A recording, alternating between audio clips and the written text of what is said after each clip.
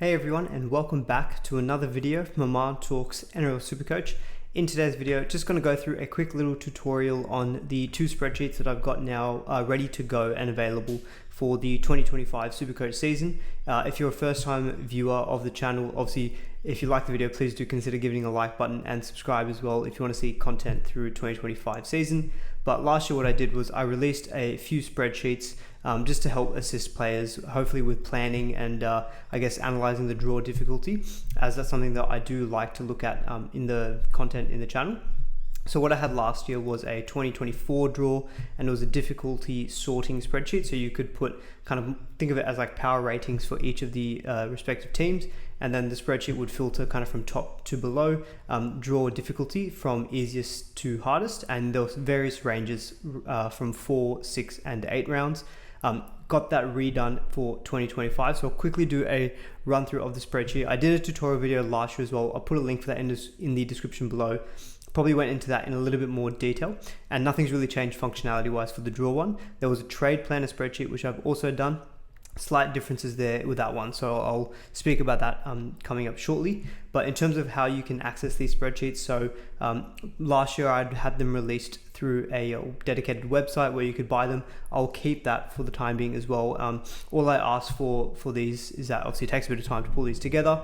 1 or 2 coffee donations worth $8, say for example, for the spreadsheets would be massively appreciated. But and access to it, that's kind of all I'd ask for as a minimum. Or I'll have these available for with my Patreon. So I have started a Patreon as well for 2025. Been thinking about it for a few years. I've already started posting a bunch of content in there. Nothing is going to be changing in terms of on the YouTube side of things. What I want to do there is kind of, if I've gotten stuff ready earlier, like slides for videos, my team, any dedicated questions, I'm going to try to get more questions coming from the Patreon to kind of guide a lot of the video content that happens on the main YouTube channel. All of that stuff I've got now on Patreon, and I'll have these spreadsheets available for paid members of that as well. So do check that out as well if you're interested. But quickly going through, I guess, the first spreadsheet, which is the draw one.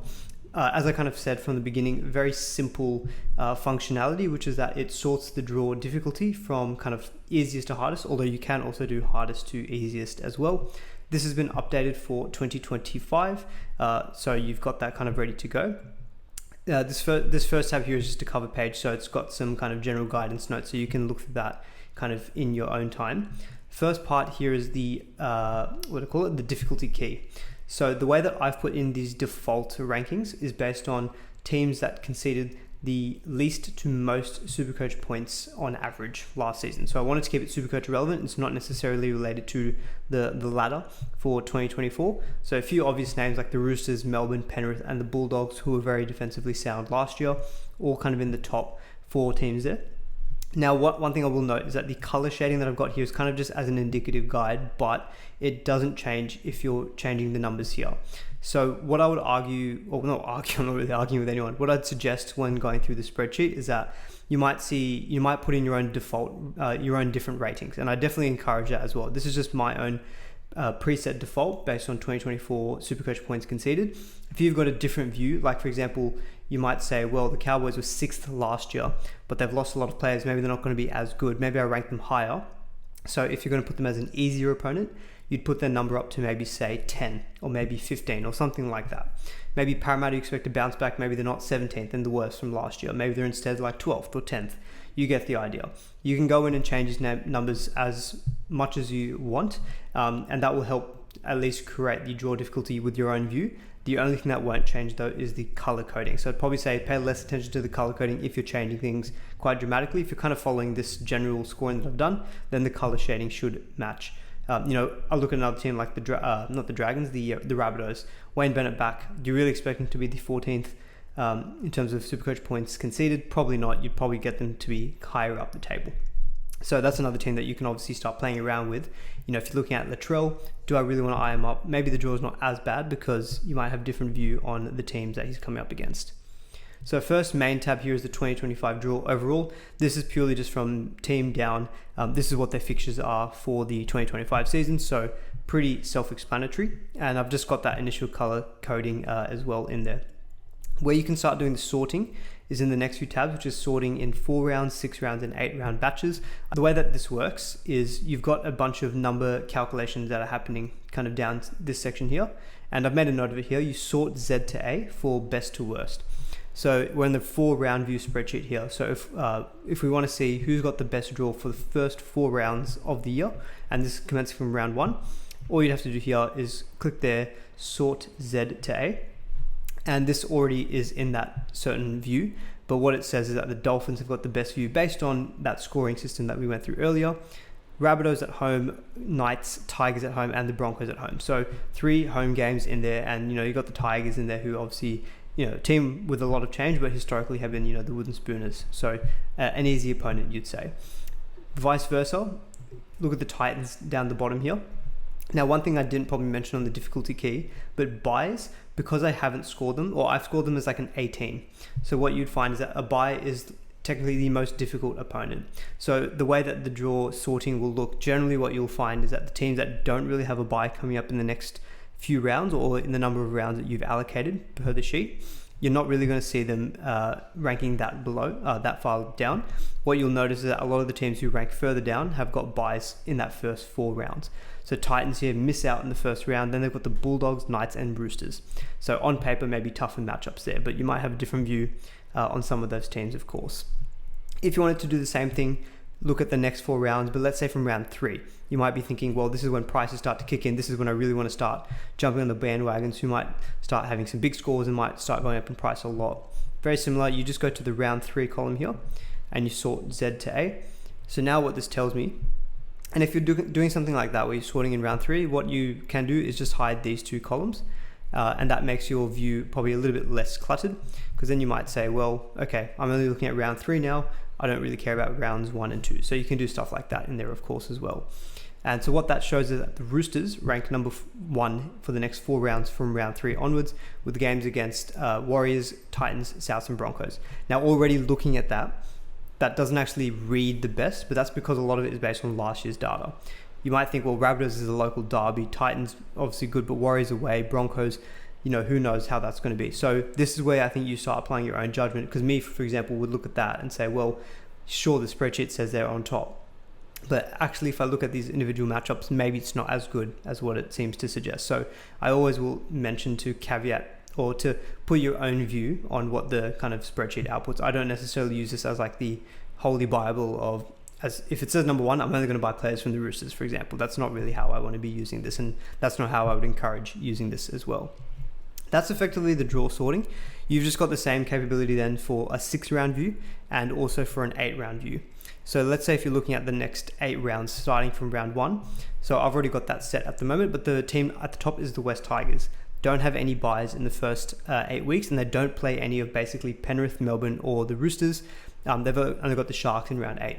So again, that's pretty far off as well. So that's kind of what the draw difficulty spreadsheet can do. And so if you want to have access to that, I'll put some links in the description below for Patreon and also for the website as well.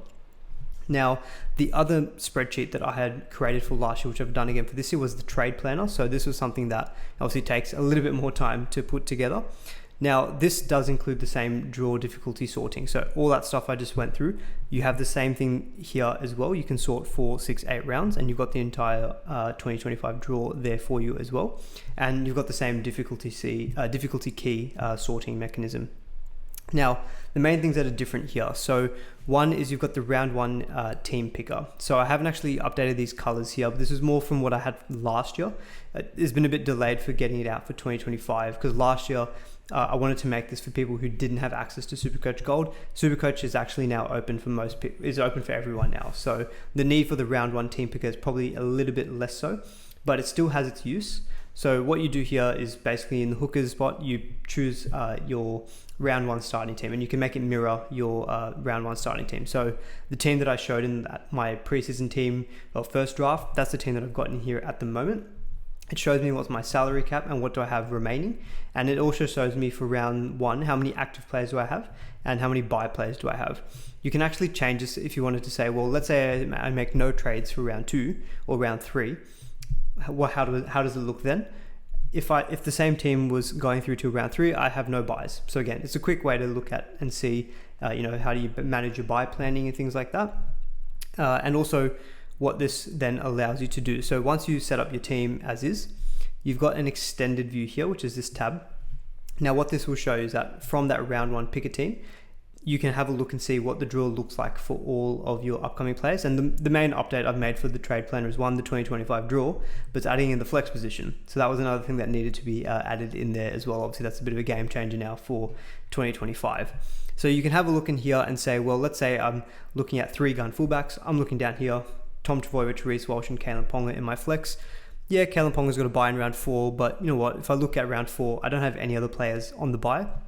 A few good matchups in my 5/8s. I've got Luai and Metcalf versus the Warriors and the West Tigers.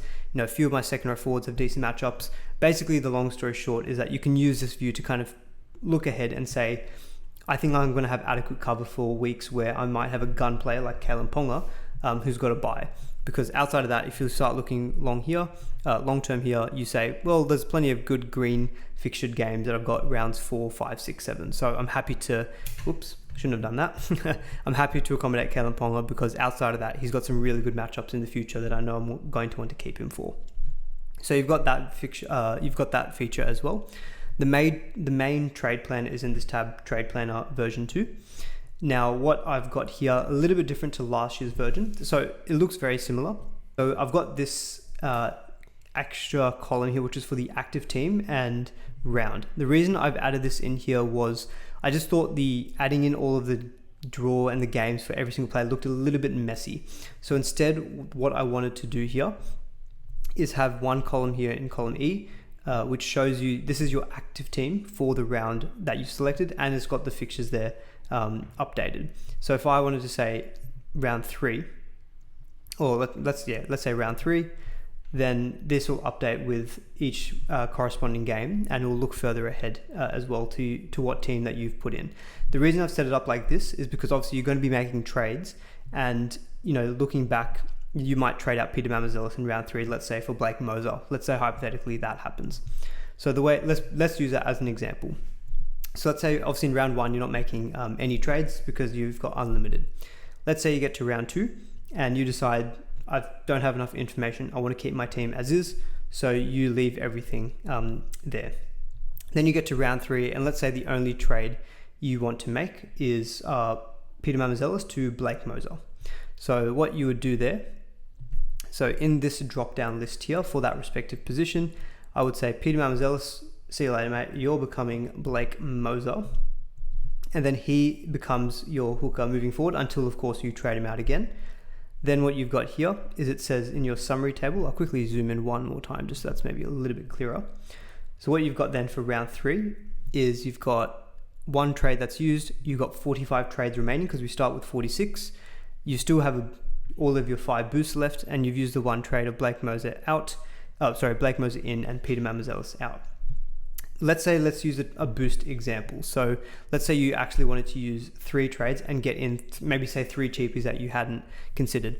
Let's say Isaiah Iongi becomes essential and you've gone 3 gun fullbacks like me, and let's say Reece Walsh is the one that you thought, going to be trading him out round 3, he hasn't looked the goods. So what you do here is you type in Iongi, you get him here at 232k. From round 4 onwards, I can't guarantee it every week, but I should be able to update the prices of players, and it should link back to people's spreadsheets once they've downloaded a copy.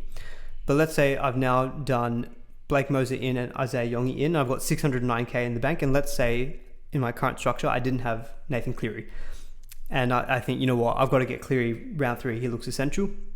Then what you do is you just put in Cleary. You've now got him as your halfback for round 3 along with Nico Hines. So that means you've used 3 trades, you've got 43 left. All you have to do is just manually then type your boosts remaining is 4 because you've used 1 boost just now to get in those 3 players. Captain, you can just change it here. It's pretty much a list of every single player. You might say my captain this week is Cleary, and let's say my vice is Turbo. That's more just for you to be able to track maybe in future weeks, who you think you might want to be captaining.